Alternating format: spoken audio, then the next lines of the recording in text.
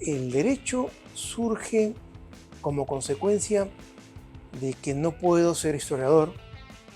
Mi mamá quedó viuda cuando yo tenía 8 años y obviamente yo no podía pues, elegir una carrera que no sea rentable. Fue una faceta dura, no se la desearía a un hijo mío, pero fue una faceta muy dura, pero que me preparó para lo que iba a venir después. A riesgo de ser impolítico, el momento en que se jodió el Perú fue cuando fue independizado por los vecinos. La actitud del sanmartiniano es el más esforzado.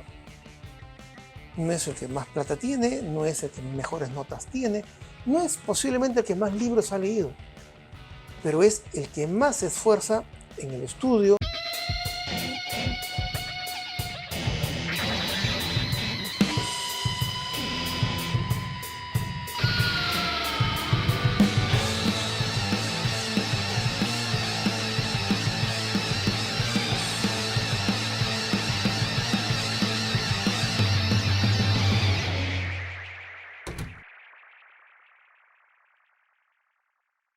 ¿Qué tal? Buenos días, buenas tardes, buenas noches, dependiendo de la hora a la que estén viendo esto. Los saluda Luis Santa Cruz, @LuisMP en todas las redes sociales.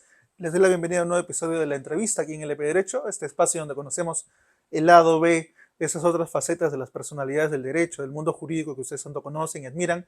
Y en esta oportunidad obviamente no estamos en el set, estamos en un lugar bastante especial, estamos en la San Martín.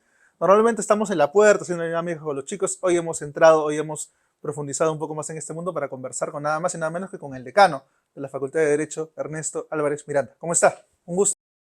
De verte, encantado de recibirte en esta tu facultad. Gracias por recibirnos, gracias por permitirnos ingresar un poco aquí al espacio personal, a este lugar donde convive normalmente en el día a día con alumnos, donde normalmente planea todo lo que los chicos de la San Martín ven a futuro. ¿Cómo se encuentra esta mañana? Muy bien, contento por iniciar la semana. Normalmente los lunes es un día pesado para muchos, pero para aquellos que tenemos la suerte de hacer lo que nos gusta, en realidad es un día que abre una serie de ilusiones, ¿no? Y de proyectos en la semana. Hoy vamos a hablar, obviamente, de la vida de San Martín, vamos a hablar de su vida profesional, vamos a darle un nuevo vistazo a los chicos que van a comenzar tal vez con el derecho para que sepan qué es lo que van a enfrentar y sobre todo conozcan a la San Martín desde otra perspectiva. Así que gracias por el tiempo para conversar. A la gente que está viendo esto, si están en YouTube, por favor, prepárense algo, tal vez un té, un café o algo tal vez un poco más animoso para sumarse a la conversación, que no va a ser cortita, tampoco va a ser una jornada maratónica, pero van a tener tiempo para disfrutar esa charla. Así que, por favor, anímense a tomar algo, comer algo mientras estamos conversando. Y como es costumbre del programa, siempre no comenzamos en el momento actual, sino nos vamos un poco atrás para ver el origen de la persona, para ver cómo fue que nace el bichito jurídico. Y yo quería saber, para alguien que ha nacido en el 61, ¿verdad? Sí, ¿Cómo fue crecer en los 60 en el Perú? ¿Cómo podemos resumir el Perú de esa época? eh, bastante tranquilo, porque los disturbios, las manifestaciones eran en San Marcos.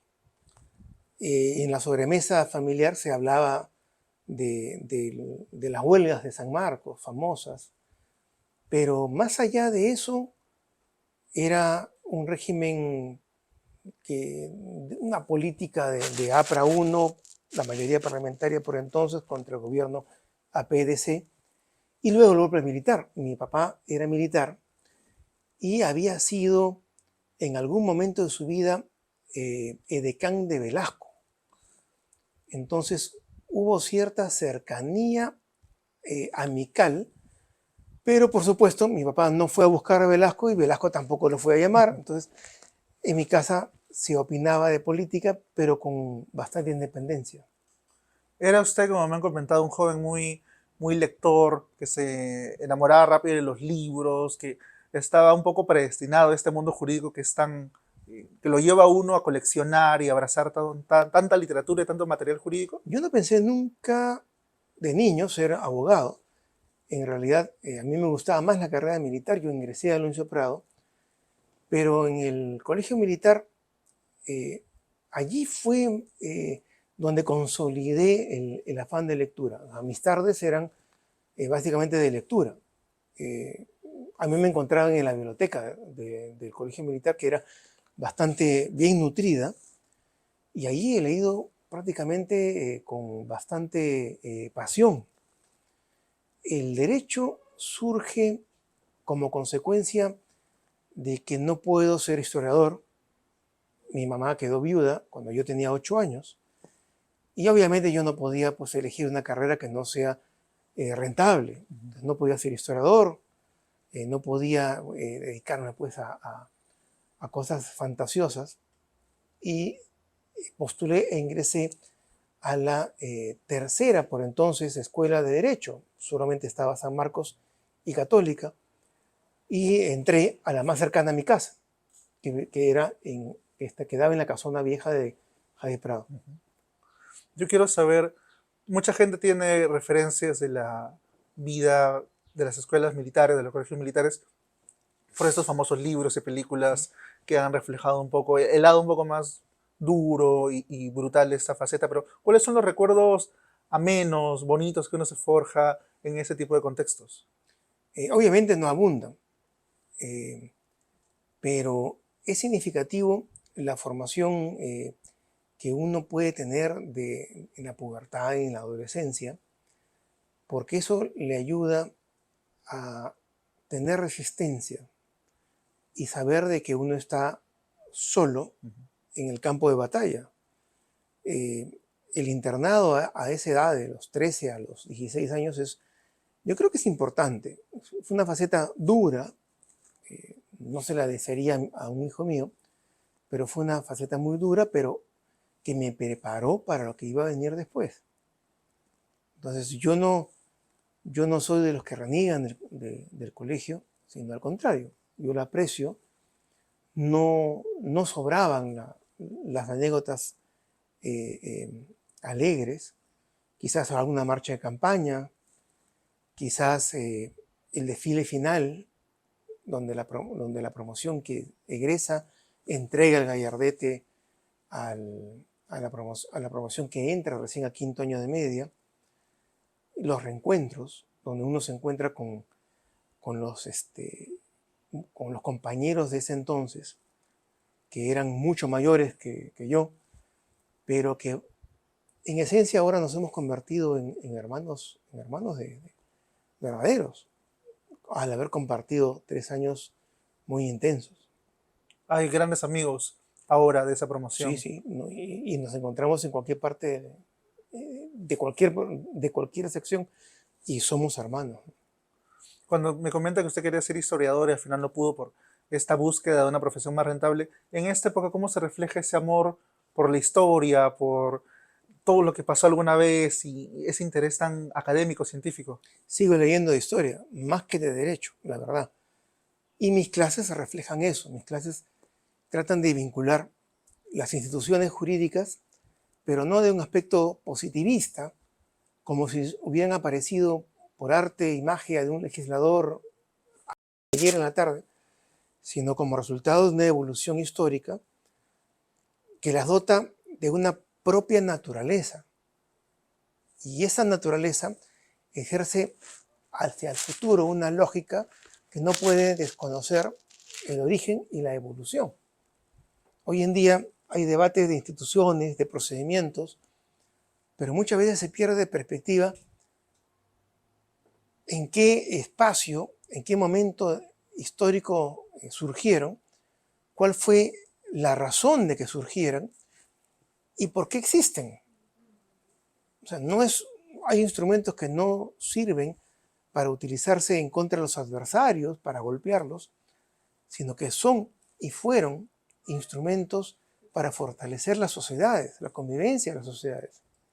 Entonces hay que rescatar el mundo jurídico al servicio de los valores y principios originales.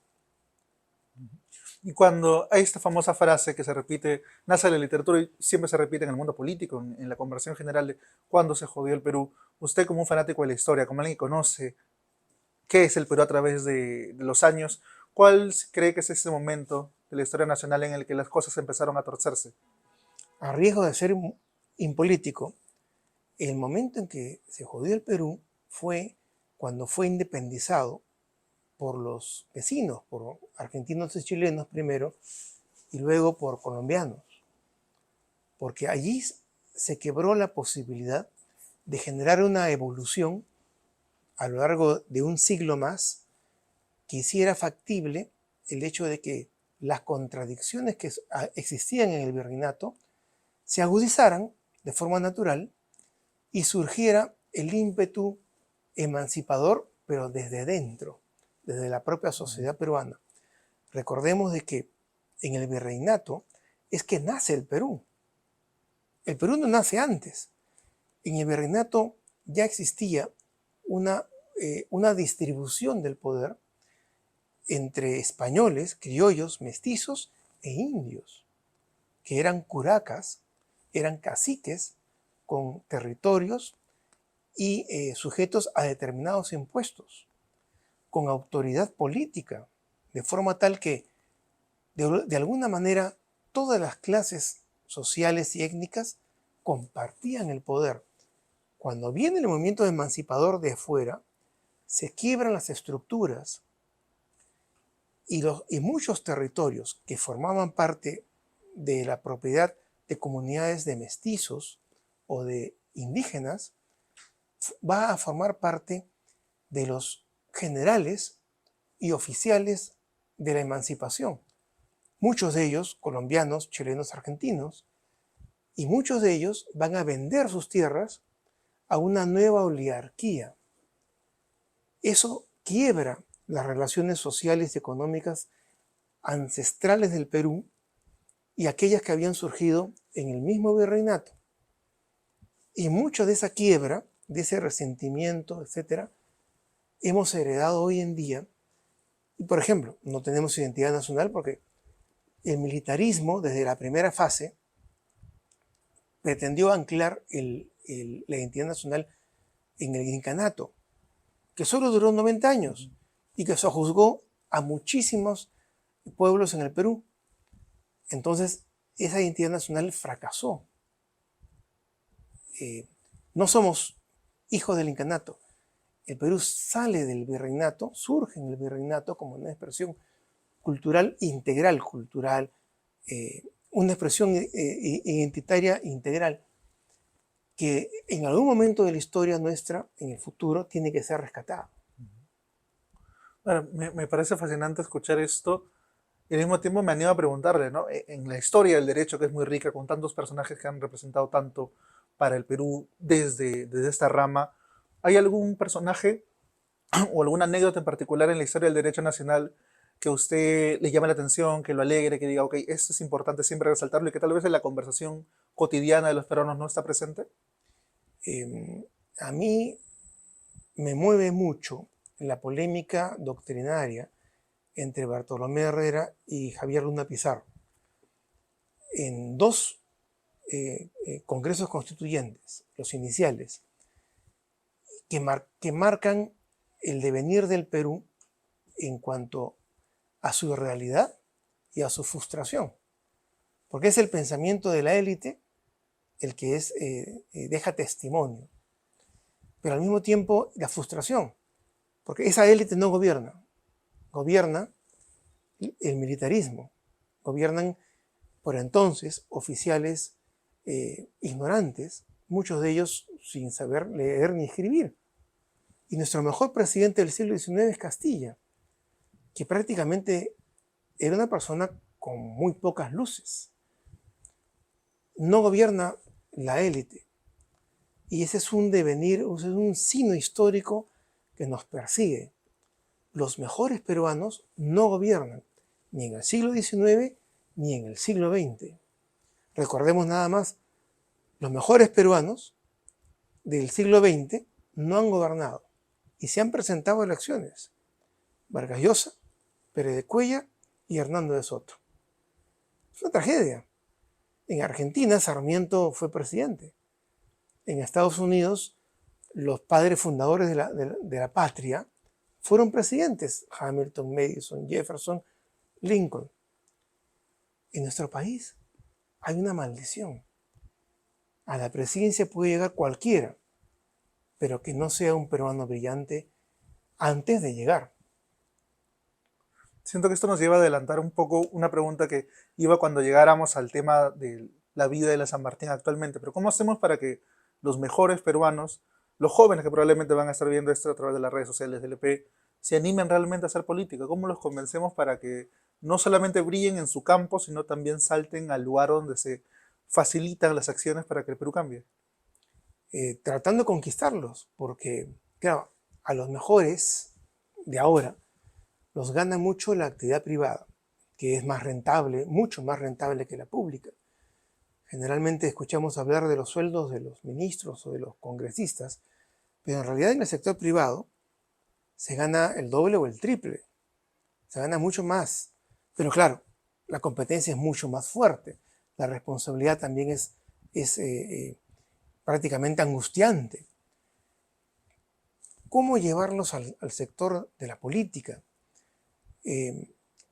Yo confío mucho porque muchos de los estudiantes que hemos formado en las 2 últimas décadas, yo tengo más de 32, 33 años en esto, se han sentido sensibilizados por temas específicos: el medio ambiente, el cuidado de los animales, la dignidad humana, el deseo de la distribución de la riqueza, el deseo de generar riqueza. Lo que cuando yo era estudiante de Derecho no era un tema, la creación de riqueza, crecimiento económico, no era un tema que se debatiera en las aulas, se debatía temas socialistas. Hoy en día, en los últimos años, sí está presente en los muchachos temas desde sensibilidad social hasta temas de carácter económico. Por tanto, la inquietud la tienen. Las cosas que se animen a dar el salto y participen en política, porque ya sabemos de que si dejamos ese espacio, lo van a asumir los peores, los aventureros, los cazafortuna, los que hacen de la política y del sector público escenario de piratería.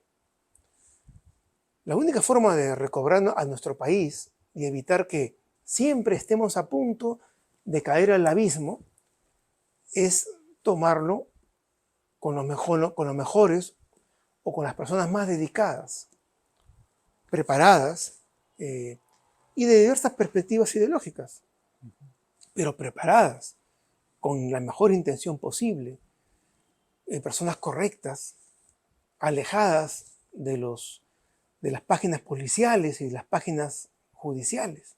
De los noticieros, De los noticieros las noticias de mal... truculentas, ¿no? O sea, definitivamente hay muchísimos profesionales jóvenes, hombres y mujeres que se han preparado, tienen 30, 40 y tienen que entrar en política, porque al final es el país de ellos también y el de sus hijos. Ahora que hicimos este giro por la faceta histórica de Ernesto, quería retomar a este Ernesto joven que empieza aquí en la San Martín. Yo quiero preguntarle, usted me imagino que en ese momento, cuando recién entra, no se imaginaba ni de casualidad todo lo que iba a lograr como docente en el TC, ahora como decano. ¿Cuáles eran las metas más honestas y más reales que tenía el joven Ernesto que comenzó aquí la carrera? El ser político. Yo ya sabía que tenía que ser una persona pública. Esa era mi meta. Yo desde que entro, ya me ingreso a la política estudiantil de una manera muy intensa.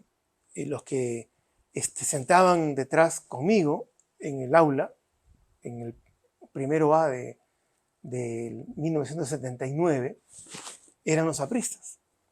Obviamente me hice aprista, con tal intensidad y entusiasmo que en agosto muere Adi de la Torre y yo soy de la delegación del Comando Universitario Aprista y cargo a Adi de la Torre, cargo el féretro de Adi de la Torre en la avenida La Colmena, hoy Nicolás de Piérola.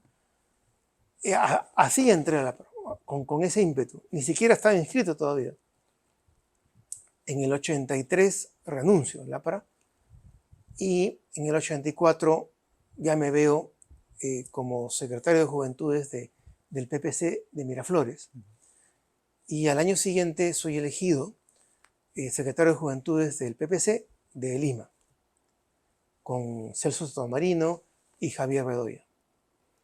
Entonces, yo he hecho política toda mi vida universitaria, de una manera muy intensa, muy entusiasta, por lo que nunca destaqué en estudios. Nunca tuve notas demasiado altas. Felizmente que el último año, el sexto año, sí me dediqué un poco más y por eso es que pude tener el promedio adecuado para postular y ganar una beca de la Embajada de España, por entonces el ISI, y hacer mi curso de especialización de un año entero en la Universidad de Navarra en Derecho Político, que era obviamente la especialidad que me había elegido a mí. Se cuestionaba mucho por esta idea de no resaltar en sobremanera en esos primeros años universitarios. No, en realidad a mí me interesaba aprobar los cursos, pero me interesaba prepararme y destacar en política. Me parece muy interesante porque muchas veces converso con muchos jóvenes por ese trabajo que hacemos y algunos viven obsesionados con el promedio más alto, con la nota más alta y descuidan un poco esa faceta profesional que ya están forjando y qué es lo que van a hacer mañana, ¿no? Una cosa, y me alegra poder resaltar otra, una cosa no quita la otra.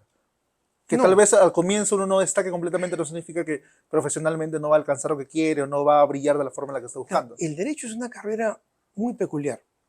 No necesariamente los mejores de la clase son los mejores en los estudios de abogados o en las empresas. Porque en el derecho es necesario, primero, obviamente, los conocimientos. Luego, procesar esos conocimientos y transformarlo en capacidad intelectual para ser brillante redactando informes, consultas, dictámenes, sentencias, de forma tal que el derecho es una carrera, si se quiere, intelectual. El mejor poeta no es el número uno de la clase de literatura, de la facultad de literatura. No, no. El mejor poeta, como el mejor abogado, es el que mejor puede pensar las vivencias, los conocimientos, la teoría, uniéndolas, amalgándolas con sus experiencias personales y trasladarlas al ámbito de la acción. O sea, ¿cómo yo absuelvo una consulta de una empresa para pagar menos tributos? ¿Trasladando el código tributario a mi computadora? ¿O es que ideando una manera especial, original, lo que se llama la estrategia tributaria, ¿no? Cómo pagar menos impuestos sin evadir y utilizando las normas legales actuales. Para eso tengo que tener conocimiento del derecho comparado, de la legislación comparada, pero al mismo tiempo mi brillo intelectual, o sea, mi impronta, también juega. Entonces, ahí es donde al estudiante se le tiene que decir, tener buenas notas es bueno, porque te abre la posibilidad de tener becas, porque no todos tienen la posibilidad de que les paguen pues, su familia en los estudios superiores. Pero las becas te acercan al conocimiento y te acercan a la experiencia humana de conocer otras universidades, otros mundos, otras realidades, otros autores, otros doctrinarios, nutrirte de ellos, pero el toque mágico, la varita mágica, se produce en tu cabeza. ¿Cómo aprovechas tu pregrado? ¿Cómo aprovechas tu posgrado? ¿Y cómo aprovechas tu experiencia en las prácticas, tu primer contrato, etcétera? ¿Cómo lo amalgamas todo eso y te conviertes en un abogado capaz de lograr su primer contrato, de lograr ser asociado, ser socio en el estudio y luego formar tu estudio o el equivalente en la empresa o el equivalente en el sector público, esa es la magia, que cada uno descubre la forma de realizarlo. Y además de este grupo tan cercano de jóvenes apristas con los que usted creció y que lo llevaron por este camino, ¿el resto de sus compañeros eran políticos? ¿También tenían este pensamiento político o en ese momento, en esa época, no era el común denominador? Había mucho debate. En el 79 se estaba aprobando la constitución. La constituyente había abierto un debate muy importante. Creo yo, fue el mejor momento que yo recuerde para lograr un acuerdo nacional. No ha existido una ocasión tan propicia de lograr entre todas las fuerzas políticas un acuerdo nacional de la sociedad en la cual queríamos vivir la inmensa mayoría. Claro, un tercio de la constituyente no firmó la Carta del 79, pero en realidad participó activamente en su redacción, en los debates, en las negociaciones, en los acuerdos de cada uno de los artículos. El no haberla firmado fue una decisión política, de conveniencia, pero la Constitución propició un debate muy fuerte entre la derecha, PPC, que había surgido de la DC y había ocupado un espacio de centro derecha muy importante y que prácticamente le da el cariz, le da el espíritu a la Constitución del 79 propio de ese momento histórico, claro. Y el PPC le va a dar también ese espíritu a la Constitución del 93, pero claro, como fruto de otro momento histórico, ¿no? Ya había caído el muro de Berlín, ya no existía socialismo de una manera legítima, sino como un rezago. Y yo considero que ese momento de estudiante fue muy importante, no solamente para mí, para el país. ¿Y cómo veía su madre en ese entonces a este abogado que se estaba formando tan activamente en la política? Ella, que era alguien que también conocía cómo ya funcionaba ese mundo. Con mucha resignación, porque para ella yo hubiese sido juez, como mi abuelo, pero yo me aburría terriblemente cuando practicaba tanto en el Poder Judicial o en algún estudio, me aburría terriblemente. El litigio, los expedientes, el procedimiento es para mí absolutamente irrelevante. Lo sustancial es la decisión política, porque detrás de cada ley, detrás de cada artículo del Código Civil, hay ideología, hay decisión política. ¿Por qué se toma un artículo, una teoría de derecho civil y no otras 3, 4 que existen? Por una decisión del legislador. Y el legislador no es un ente abstracto, es una bancada o es una mayoría política. Entonces, para mí la fascinación siempre ha sido el cómo se elabora y cómo se aprueba una decisión política.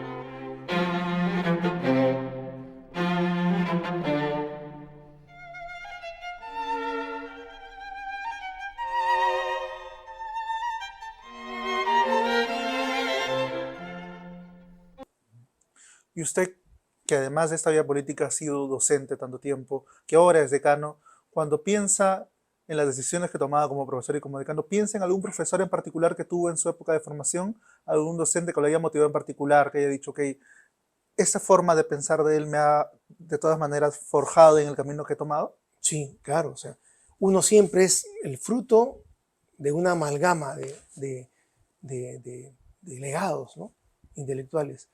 Vicente Ugarte del Pino, los decanos, Guevara Manrique, Sanabria Ortiz, mis profesores de Navarra, Zafra Valverde,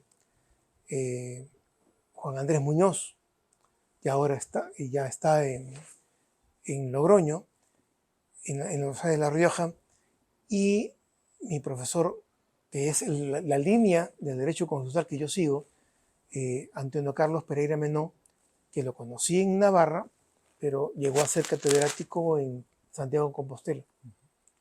Tuvo la oportunidad en su momento de poder agradecer por las experiencias que tuvo con ellos, de poder compartir ya de forma más cercana cómo se daba ese cambio de ser alumno a ser alguien ya que ha alcanzado las metas suficientes para poder conversar de tú a tú. En realidad solo con Antonio Carlos Pereira. No he tenido todavía la oportunidad de conversar ya después de haber sido magistrado con Zafra ni con Juan Andrés Muñoz. Es una tarea pendiente. Y como alguien que tiene toda esta experiencia en la docencia, ¿cuál es el peor error que cometen los docentes al momento de interactuar con los jóvenes, al momento de intentar replicar o llevar sus enseñanzas? Yo creo que son dos. El asumir el rol del profesor amigo, el patero, y el asumir el rol del profesor castigador, ¿no? El brillante elevado por encima del bien y el mal. Yo creo que el profesor es el profesor. Es aquel que tiene la responsabilidad de preparar y formar en la especialidad que le toca a una persona que normalmente va a poder llegar a ser lo que quiera hacer. Entonces la responsabilidad es muy grande, porque por más que pongamos atención a los más estudiosos de la clase y no le pongamos atención posiblemente a los futuros socios principales de un gran estudio, porque son alegres, son conversadores, no estudian demasiado, y nos hacemos amigos de unos o de otros, o castigamos a unos y preferimos a otros, ahí perdemos de vista nuestra perspectiva de ser formadores y de dejarnos llevar por el día, por la carátula, el titular del día, del periódico del día. Y eso no es enseñar. Como alguien que conoce también la San Martín por su formación, por el rol que tiene ahora, ¿cómo podemos definir lo que representa esta universidad para, no solamente para la comunidad jurídica, sino para el Perú en general? La universidad nació con la impronta, con el carisma de ser una universidad para clases medias y clases bajas, clases medias bajas. En ese sentido, ha mantenido ese carisma. Y hoy en día hemos llegado a lugares expectantes, hemos logrado concretar nuestros sueños. Muchos que teníamos nuestro sol o 2 soles para el pasaje y no podíamos comprarnos un sándwich. O sea, y hemos compartido muchas veces, ahora ya de viejos, y nos hemos reído porque los que iban en carro eran una minoría pequeña y la mayoría hemos compartido una austeridad llamativa, pero muchos hemos logrado ser lo que queríamos ser. Eso es lo que queremos transmitir. Nosotros en la San Martín tenemos 4 expresidentes del Tribunal Constitucional. Actualmente la Presidenta de la República y el Presidente del Consejo de Ministros son de la San Martín. Tenemos en el tribunal 2 o 3 profesores, 2 graduados. En el Jurado Nacional de Elecciones tenemos, si mal no recuerdo, 2 graduados. Y así varios exministros de justicia, varios socios de estudios de abogados. Benítez, el socio principal del estudio Benítez, es graduado nuestro. Y conversando con él, él era uno más que tenía sus 2 soles en el bolsillo y comenzó a practicar en el estudio Chacaltana, que quedaba atrás de la casona, en 2 de mayo. Y era el primero en llegar y el último en irse. Y por ese motivo le comenzaron a dar las llaves del estudio. Y por supuesto, se hizo socio del estudio, aprendió todo lo que pudo, y esa actitud es la que resume la actitud del sanmartiniano. Es el más esforzado. No es el que más plata tiene, no es el que mejores notas tiene, No es posiblemente el que más libros ha leído, pero es el que más se esfuerza en el estudio, en la empresa o en la institución pública. Por Y, eso es que actualmente en la Facultad de Derecho de la San Martín, nuestro lema es formamos líderes, porque prácticamente hemos venido a reemplazar a la histórica San Marcos. Nuestra gente está en todos los sectores de la actividad pública y en gran parte de la actividad privada. y esta mentalidad se refleja en el trato a diario que tienen ustedes con los chicos. Conversamos un ratito sobre esta idea de que muchos vienen con la mentalidad de colegio, con que esto no puedo hacer esto, no puedo hacer lo otro, la idea del castigo, y ahora se maneja todo con un poco más de libertad, se deja lo que los chicos sean un poco más ellos mismos, siempre y cuando académicamente terminen apuntando al lugar correcto. En Derecho, en nuestra facultad, no existe en realidad la disciplina como tal. El principio que nos rige es el respeto mutuo. La idea es que quien quiere dormir en el pasto, en el jardín, lo puede hacer. Quien quiere jugar damas, ajedrez o naipes en una banca, lo puede hacer. Quien no quiere entrar a clase no entra. Es su responsabilidad. Lo único que se les pide es que no interfiera con las clases y que cumpla con las normas que están publicadas. Después de eso, cada uno tiene la posibilidad de construir sus sueños con esfuerzo personal o de renunciar a ello y desperdiciar su vida. Porque claro, nadie puede estar detrás de todos y cada uno de los alumnos. Es su decisión triunfar y alcanzar el éxito o fracasar y ser un abogado mediocre. Y usted cuando, en la vista que tiene de su oficina desde la parte principal del escritorio, apunta a la entrada y salida de todos los chicos, a verlos interactuando, usted cuando se pone a ver en mitad del día la vida de la universidad, ¿qué cosas vienen a su mente?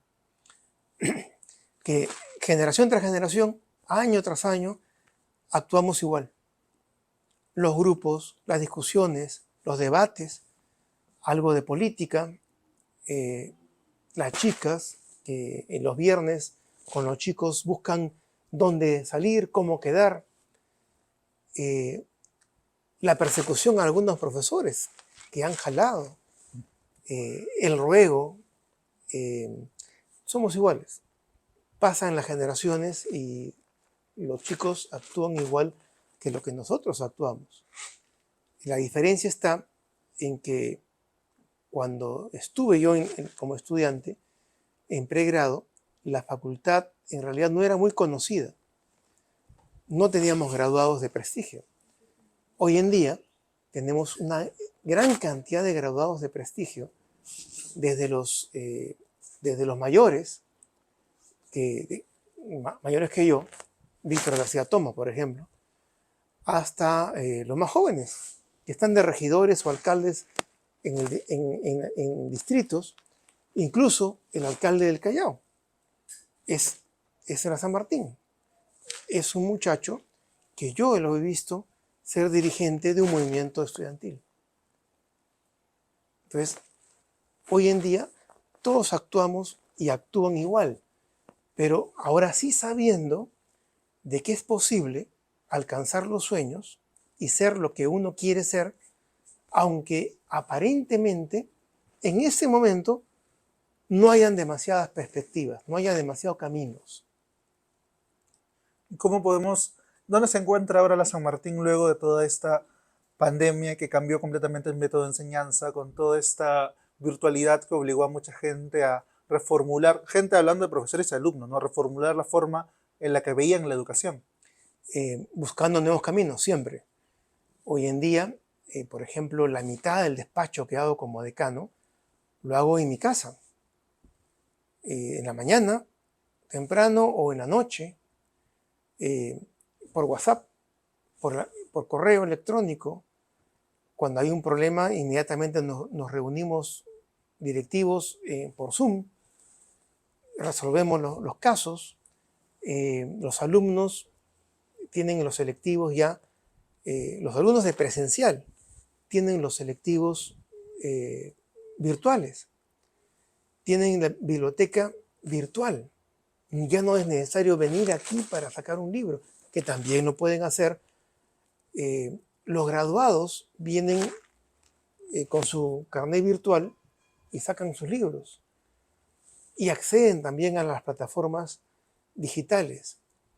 Entonces hemos podido combinar ya la actividad presencial con la actividad digital, con la actividad virtual.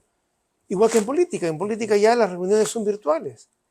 Es muy pesado tener que ir al centro de Lima para una reunión que se pudo haber llevado en media hora, sin necesidad de trasladarse pues una hora de ida, una hora de vuelta. O sea, las conversaciones son más cortas. Ya no es necesario pues, hacer introducciones grandilocuentes. Ahora el Zoom es de una hora, el Zoom gratuito es de una hora, hay que aprovecharlo rápidamente. Yo creo que es para bien. Ahora los muchachos ya tienen la certeza de que pueden encontrar cualquier bibliografía rápidamente en un par de horas. A los que están estudiando el doctorado, yo también enseño en el doctorado, se les da, por ejemplo, encuentre para mañana 4 tesis sobre su tema. Cosa que sería impensable, pues, de un día para otro en bibliotecas físicas. Y lo hacen. Ya encuentran, no 4, 6 tesis sobre su tema. Entonces se puede hacer rápidamente el ideal de una tesis doctoral, que sea un análisis y un estudio de la cuestión de su tema a nivel internacional. O sea, la tesis doctoral tiene que ser el resumen del estado de la cuestión, con toda la bibliografía de todos los países, que todos están al alcance de un clic. Y algo muy importante que estábamos hablando hace un ratito antes de empezar, pero quisiera trasladarlo aquí también, ¿no? Usted como decano y como profesor, como docente, sabe la importancia de seleccionar correctamente a los que van a ser los docentes de toda esta generación de chicos. Y obviamente hay profesionales que todo el mundo reconoce ya como que el gran docente, el gran profesor. Pero ¿cuál es el secreto, en su caso, para poder identificar a ese profesional que tal vez todavía no ha iniciado la docencia, que tal vez todavía no es reconocido como docente, pero que lo va a hacer a futuro, y que la San Martín es ese lugar en el que se va a convertir va a llegar a ese rango que tantas personas quieren? Nosotros tenemos ventajas y desventajas. Hay desventajas que son ventajas. Por ejemplo, a diferencia de otras facultades pequeñas, facultades de derecho pequeñas, nosotros tenemos muchos salones en los primeros ciclos, lo que nos permite dar oportunidad a jóvenes que regresan con una maestría del extranjero y que han egresado de otras facultades muchas veces y que no tienen campo, porque su facultad tiene dos aulitas en su especialidad y están cubiertas por don Mengano y don Fulano. Entonces, ni pensar. En cambio aquí los detectamos, incluso por redes sociales, detectamos que tienen su maestría en universidades de prestigio del extranjero y los invitamos directamente. A muchos he invitado incluso por medios electrónicos, sin conocerlos, invitándolos a que vengan y se conversan conmigo, y muchos de ellos ya están dictando y son muchachos brillantes. Porque a diferencia de los mayores, que ya un poco como que se citan a ellos mismos, se citan a los libros que escribieron hace 20 o 40 años, esta gente, estos muchachos, vienen con maestrías frescas, con bibliografías frescas, con contactos de profesores de universidades fuertes, con las últimas tendencias. Y muchas veces nos sentamos a discutir en esta oficina y les tengo que decir, oye, apliquen filtros a las últimas tendencias porque podrían ser modas pasajeras. Entonces, ¿Cómo voy a dejar de invitar a la gente nueva, a los nuevos muchachos que vienen con teorías frescas, y voy a preferir a aquellos que tienen problemas para abrir un Zoom, para interactuar a través de medios electrónicos con sus alumnos, y que muchas veces están enseñando cosas de hace 40 años? Claro, viene el otro inconveniente. ¿Cómo les dices a los nuevos que también la lectura de los clásicos tiene un valor importante? Entonces, hay que leer a Locke, hay que leer a los viejos maestros en cada una de las disciplinas, a Locke, a Rousseau, a Montesquieu, pero en sus libros clásicos. Representación política, claro, el último libro que ha sido editado en Fondo de Cultura Económica, no, también tienes que leer el clásico, ¿no? A Edmund Burke, que es el primer teórico del tema. Entonces, como siempre decíamos, es la mezcla de las corrientes, la mezcla de influencias, las que hace al buen profesor, al buen abogado. Me gustaría cerrar conversando como tiene que ser de política. Y una persona cercana me ha comentado que usted no tanto, la meta actualmente no es ser congresista, sino si se dan las posibilidades de ser senador. ¿Es verdad esto? Me gustaría retirarme como senador, ser un viejo senador y aportar ya directamente lo que pueda aportar en el Senado, donde se valora más la reflexión, el argumento poderoso, el argumento que es recibido con cierta consideración.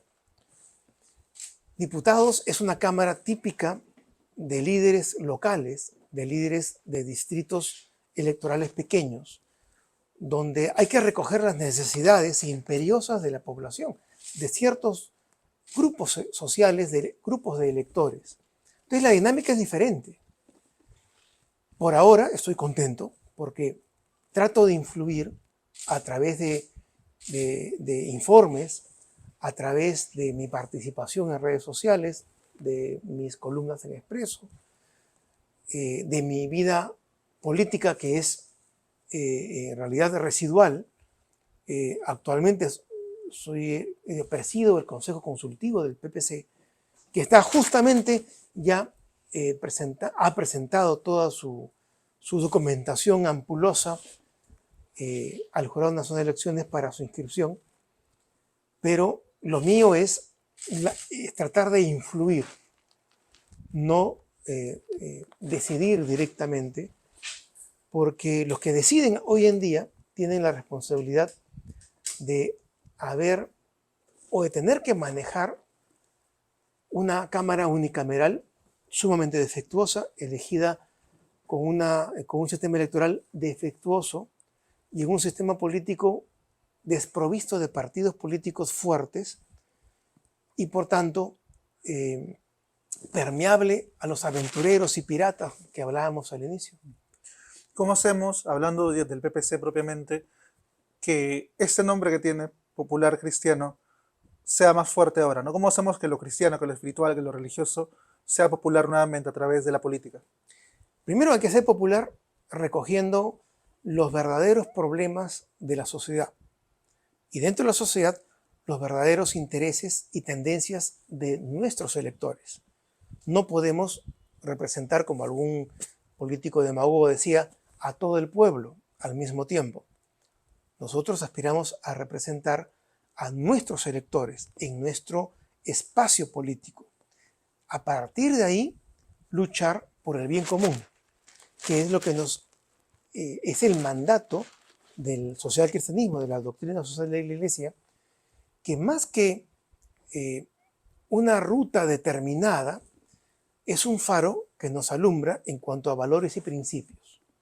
O sea, PPC, obviamente, como cualquier partido social cristiano, no es confesional, sino que interpreta su realidad a través de su posición política para guiar a la sociedad hacia el bien común, hacia el respeto a la propiedad, al respeto al Estado de Derecho, dentro de una democracia representativa que recoja los ideales, las tendencias, los intereses de la mayor cantidad de personas. Por eso es que creemos en la política. La política como arte de lo posible, como tolerancia, discusión, diálogo, negociación y acuerdos fundamentales.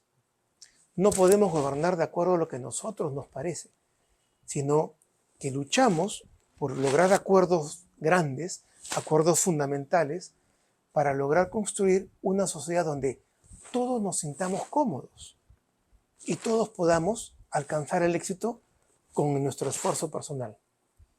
Retomando un poco esa faceta aprista de la que hablamos en un comienzo, creo que la ha estado presente en diferentes momentos históricos y usted siendo un fanático de la historia debe un poco compartir esta idea, pero el último gran momento histórico que yo creo en el que se habló del APRA de alguna manera, directa o indirectamente, fue con el fallecimiento de Alan, que sin duda, como comunicador, recuerdo lo fuerte que fue ese momento, cómo paralizó a toda la comunidad periodística, jurídica, política. ¿Cómo vivió usted ese hecho? ¿Qué podemos recordar de ese acontecimiento hablando desde la política, del derecho, desde su faceta personal? Yo fui un terrible crítico de Alan I. Su primer gobierno fue desastroso, porque claro, recogió todas las recomendaciones de la CEPAL. Una economía izquierdista es una economía frustrada y empobrecedora.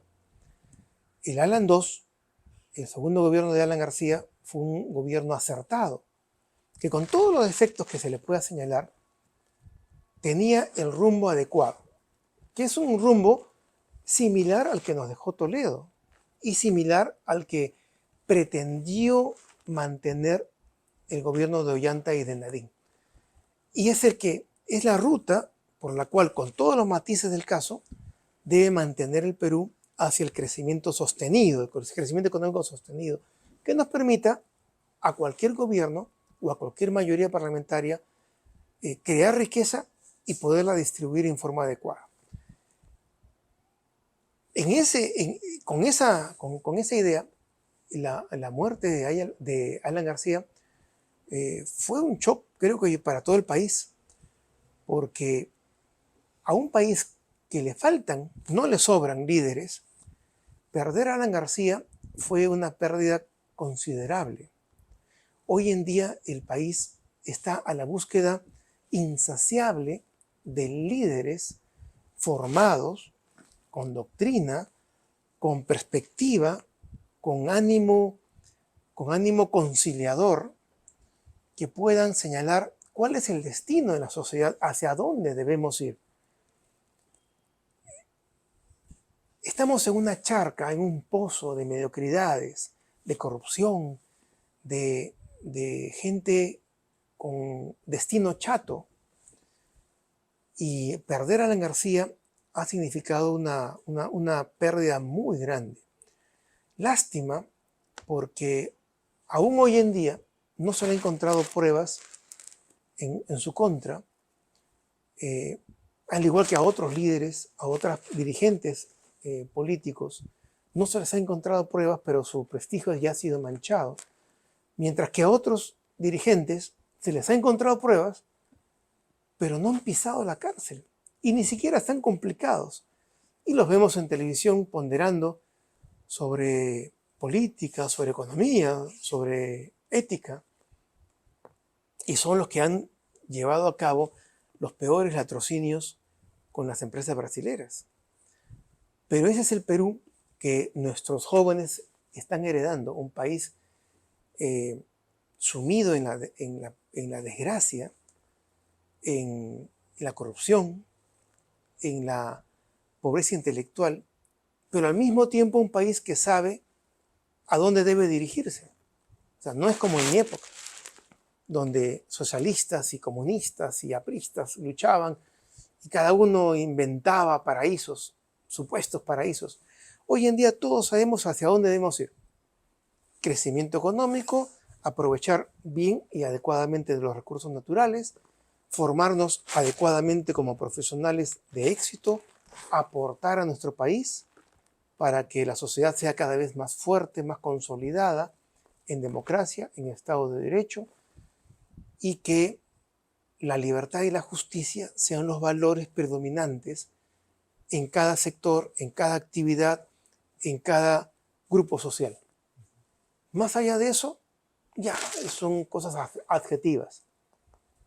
Como conclusión de esa entrevista le pediré por favor que mire la cámara y no tanto Sí. invitar a los chicos de la San Martín, que yo siento que ellos están muy activos en política por esto de las 5 casas, Sí. sino a los jóvenes que van a ver esa entrevista por Instagram, TikTok, todas las nuevas plataformas, para que se vuelvan seres políticos, para que no sean espectadores de la conversación y que puedan involucrarse en estas charlas que van a definir en corto o largo plazo el futuro del país.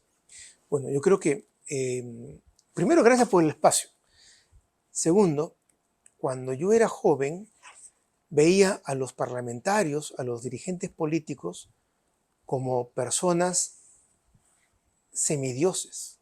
Los veía dar argumentos complejos, con suficiencia oratoria asombrosa, en la izquierda y en la derecha. Hoy en día, ustedes que me escuchan, tienen la posibilidad de alcanzar rápidamente el éxito sin tener que estar detrás de gente maravillosa, de dirigentes experimentados durante 10 o 20 años. No. Dentro de los partidos prácticamente no hay competencia ni por las listas parlamentarias ni por figurar en los cuadros dirigenciales. Casi no hay partidos. Ustedes tienen la posibilidad de ingresar en política, claro, con el título en la mano y con un bagaje de experiencia profesional importante también, pero tienen la oportunidad de ingresar en política y atravesar esos grupos partidarios como un cuchillo a la mantequilla, cosa que antes no era posible, no era fácil. Pueden ser lo que quieran, pueden ser los próximos dirigentes que eleven al Perú por la senda del crecimiento económico y el Estado de Derecho. Los invito a ello. Es una enorme oportunidad. Las crisis son oportunidades para los profesionales que destacan, se preparan y se forman. Muchas gracias. Ernesto Orgares Miranda, muchas gracias por permitirnos visitarlo, por darnos un poco de su tiempo para poder conversar, que la gente pueda conocer no solamente un poco más a la San Martín, sino también a las personas que están detrás de ella y encargadas de encaminar a toda la generación de chicos que están ahorita allá afuera estudiando, recorriendo su facultad y que sin duda van a ver este video, esta conversación y van a o sentirse más orgullosos o sentirse más cercanos a lo que representa su casa de estudios. Muchas gracias por eso. Sí, gracias. Gracias a la gente que ha visto esta revista completa en YouTube, a los que han llegado a través de redes sociales, por favor, compartan esos videos, esos enlaces, esos reels, esos TikToks a la gente, tal vez a la facultad, a la gente que está pensando estudiar en la San Martín para que conozca un poco más su filosofía, su mística. Y gracias por ver siempre la entrevista, por estar aquí presentes. Déjenos en los comentarios cuál ha sido su parte favorita, el comentario más emocionante, que más los ha hecho pensar de lo que se ha conversado en esta ocasión. Y nos vemos en una siguiente oportunidad. Se despide Luis Santa Cruz, @LuisMP en todas las redes sociales. Hasta pronto.